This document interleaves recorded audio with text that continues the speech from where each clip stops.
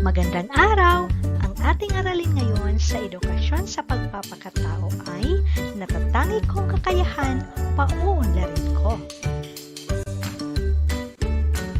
Anong mga kakayahan ang pinapakita ng mga bata dito sa ating larawan? Teacher, nagbabasa po. Opo, magaling. Teacher, kumakanta. Tama.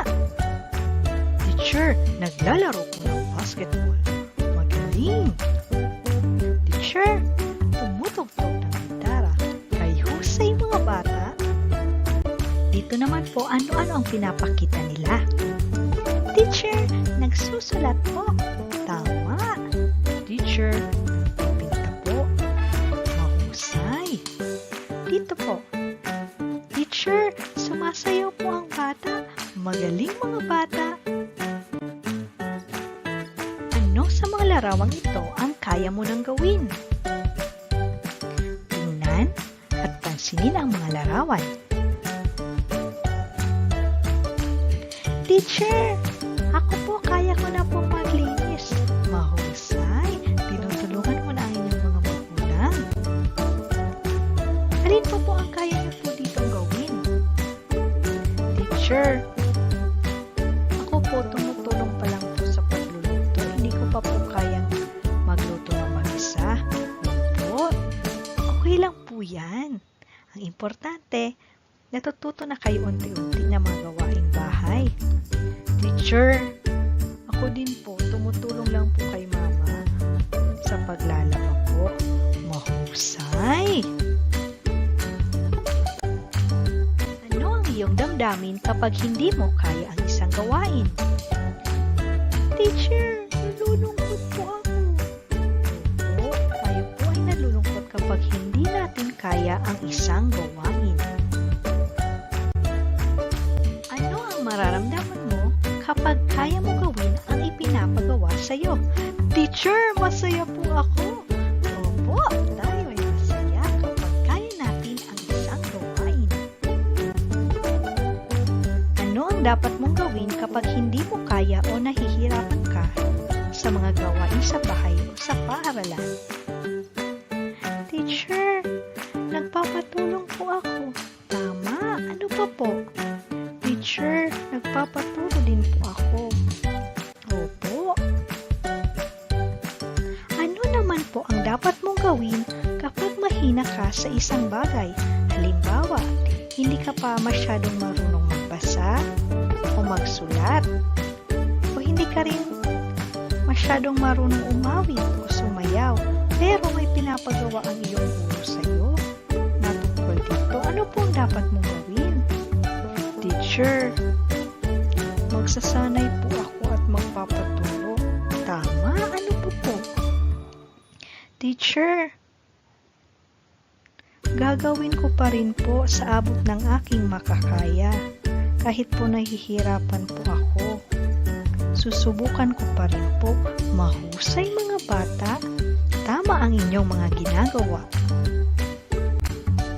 Sabihin natin ang mga ito upang mapalakas ang ating loob at magkaroon pa tayo ng tiwala sa sarili. Magpapaturo po ako. Magsisikap po ako. Susubukan ko po. Gagawin ko po sa abot ng aking kakaya ang aking mga gawain. Pagsasanay, bilugan ang titik ng tamang sagot. Basahin niyo ang bawat bilang at pipiliin niyo ang tamang sagot mula sa mga pagpipilian. Bibilugan niyo ang titik ng tamang sagot. Handa na ba kayo? Opo, teacher! Unang bilang, may bisita na dumating sa inyong bahay. Gusto nilang makita ang iyong galing sa pagsasayaw. Ano ang gagawin mo? A. Mahihiya po ako. B. Sasayaw po ako. Ano po ang inyong sagot mga bata? Titik B.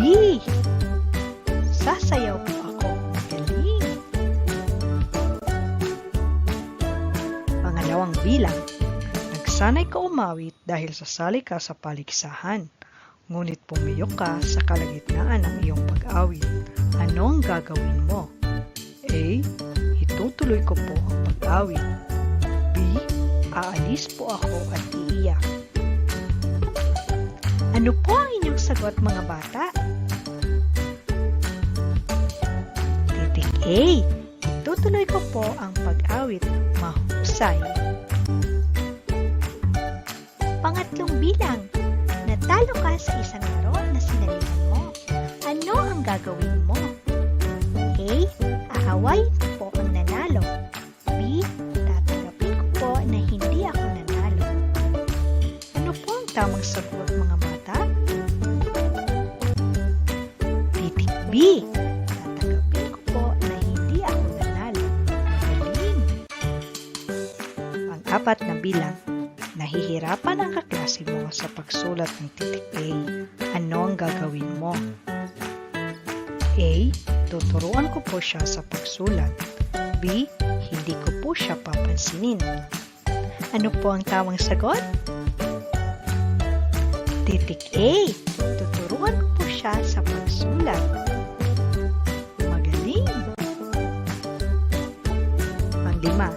Ano ang gagawin mo sa mga kakayahan mo at talento? A.